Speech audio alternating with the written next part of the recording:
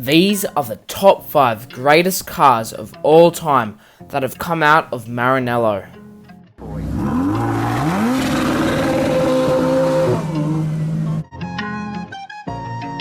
Maranello is, of course, the home of Ferrari, so if you love Ferrari, make sure you stick around to the end.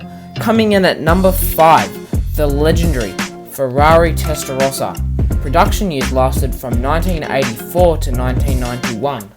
These cars were iconic back in the day and still are today. The only difference nowadays is though that they have become increasingly rare and shot up in value. The Testarossa was made to pay homage to the 250 Testarossa from back in the late 50s to early 60s. The 250 Testarossa was the World Sports Car Championship winner and also raced in Le Mans. Testarossa in Italian means redhead, which does make sense in some ways, even though white is an extremely popular colour for the Testarossa. The next car on today's list may be a little surprising for some viewers, the Ferrari 360. A lot of you may disagree with me, but this is a very special car for numerous reasons. The 360 is the supercar that separates the classic and modern eras for Ferrari. First, starting production in 2001, the 360 was one of their best-selling cars and the predecessor to the best-selling Ferrari ever made, the 458. In fact, the predecessor to some of the most insane mid-engined V8 supercars ever. For example, the 488 Pista. Earlier this year, I went for a ride in a beautiful gated manual 360. Here's the clip.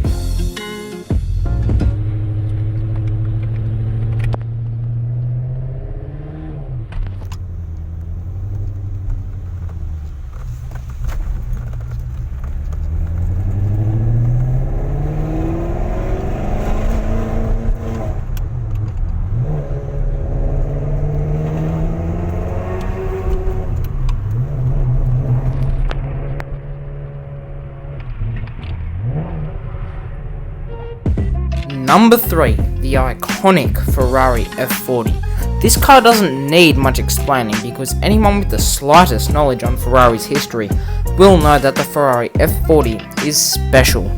The F40 was made for Ferrari's 40th anniversary and was the last car that Enzo Ferrari built before he died. The F40 was the most aerodynamic car of its time. Enzo Ferrari quotes, "Aerodynamics are for people who can't build an engine." This car is very, very special. Number 2, the Ferrari LaFerrari. But wait, what would a list of great Ferraris be if we left out the Enzo? So why not both? I had to add both of the cars to this list because they are equally as special as each other.